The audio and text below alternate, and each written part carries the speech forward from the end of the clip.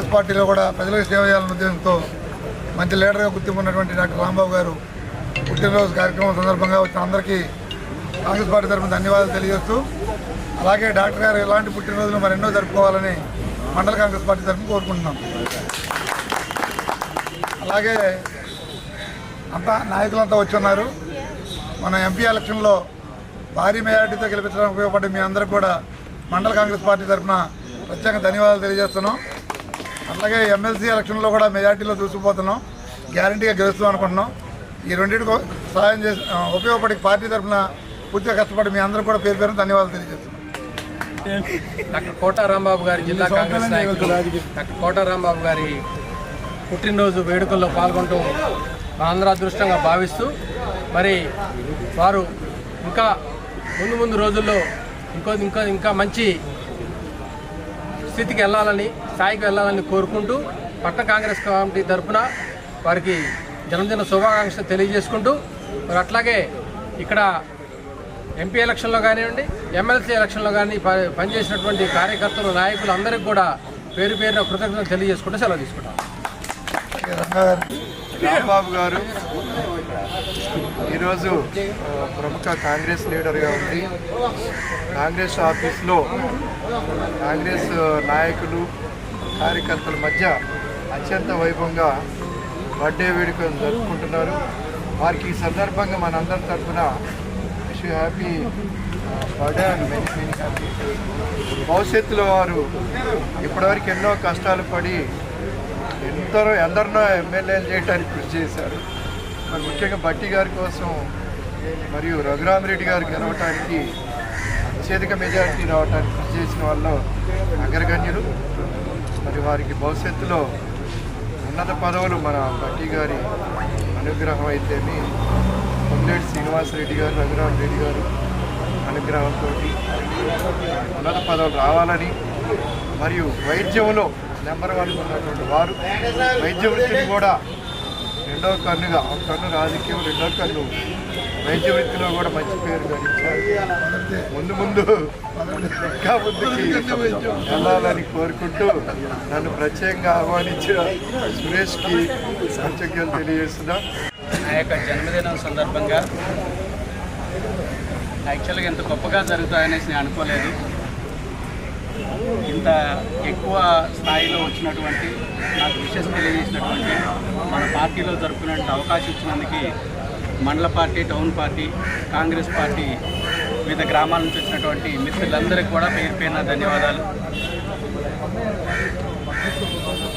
మొన్న జరిగినటువంటి పార్లమెంట్ ఎన్నికల్లో మనందరం కూడా ఎవరికి వారమే తీసుకోని విధంగా అసెంబ్లీలో ఏ స్థాయిలో అయితే కష్టపడ్డామో అదే స్థాయిలో అందరం కష్టపడబట్టి ఒక మంచి మెజార్టీ వచ్చింది.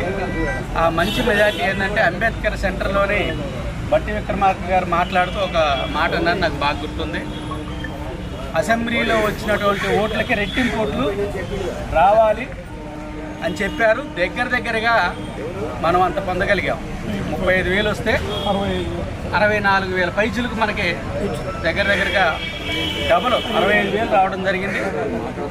అంటే వారికి ఒక అంచనా ఉంటుంది, అంటే ఎన్ని ఓట్లు వస్తాయి అనేసి. అంతేకాదు,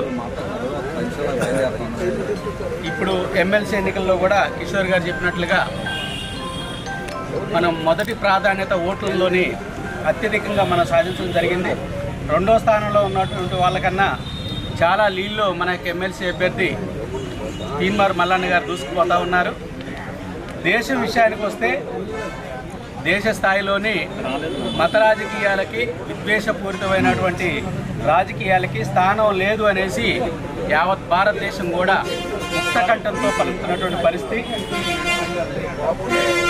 400 బార్ అనేసి, అంటే 400 సీట్లు ఎన్డీఏ కూటమికి, 370 కేవలం బీజేపీకే వస్తాయనేసి ప్రగల్భాలు పలికినటువంటి పార్టీలు ఈరోజు తలంచుకునే పరిస్థితి. మిగతా వారు సపోర్ట్ చేస్తే కానీ ఆ యొక్క ఆసనాన్ని ఎక్కలేనటువంటి, ఆ యొక్క స్థానాన్ని పదిలపరుచుకోలేనటువంటి పరిస్థితిలో ఈరోజు బీజేపీ పార్టీ ఉంది, ఆ నాయకులు ఉన్నారు.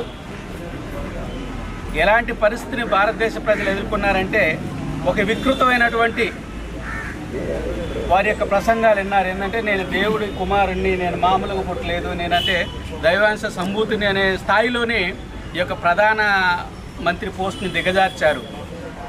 ఇంకా చెప్పుకోవాలంటే చాలా ఉన్నాయి, కానీ వీటన్నిటికి కూడా ప్రజలు మాకు మతాలు అక్కర్లేదు, సంక్షేమం కావాలి, మాకు నిరుద్యోగ సమస్యతో బాధపడుతున్నాం, ఉద్యోగాలు కావాలి, కష్టాల్లో ఉన్న వారికి చేయూత కావాలి, దేశ రక్షణ గురించి మాట్లాడుతూ ఏదో వింతైనటువంటి వాతావరణాన్ని సృష్టించినటువంటి బీజేపీ పార్టీకి వ్యతిరేకంగా ఒకే ఒక్కడు వేగు చుక్క భారతదేశానికి ధ్రువతార యువ నాయకులు రాహుల్ గాంధీ గారు పాదయాత్ర, వేలాది కిలోమీటర్ల పాదయాత్రలు చేసి దేశ రక్షణే కాదు ప్రేమను కూడా దేశమంతా పంచాలనేసి నిరూపించి ఇప్పుడు అత్యధిక ఎప్పుడు మనం కని విని ఎరిగిన స్థాయిలోని అత్యధిక మెజార్టీలు అనేక చోట్ల రాహుల్ గాంధీ గారి నుంచున్న చోట వాయనాడు కానీ మిగతా చోట్ల కానీ ఆయన యొక్క రాయబరేలీ కానీ ఆయన యొక్క మెజార్టీ 4 లక్షలకు పోతే మోడీ గారు స్వయాన కాశీలోని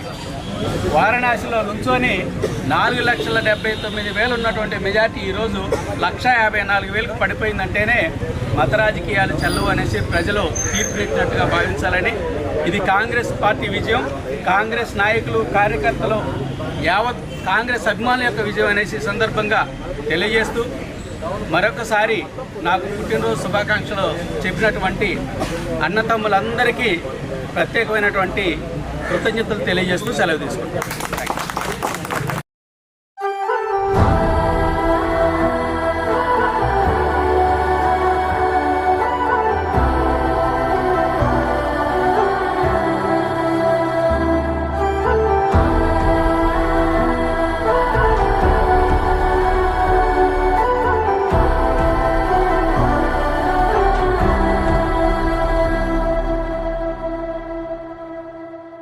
ఎదగరా ఎదగరా దినకరా జగతికే జ్యోతిగా నిలవరా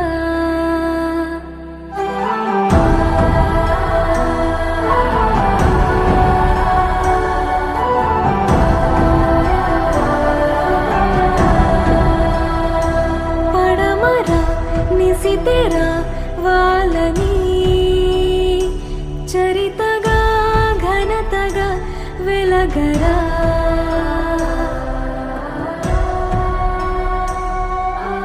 అంతులేని గమ్యము కదరా అంతవరకు లేది కనిదురా అష్టదిక్కులన్నీ వదరా అమ్మ కన్న కలగా పదరా చరితగా ఘనతగా వెలగరా చరితగా ఘనతగా వెలగరా జననిగా దీవెను గెలుపుకే పుస్తకం నీ శకం ధగ ధగ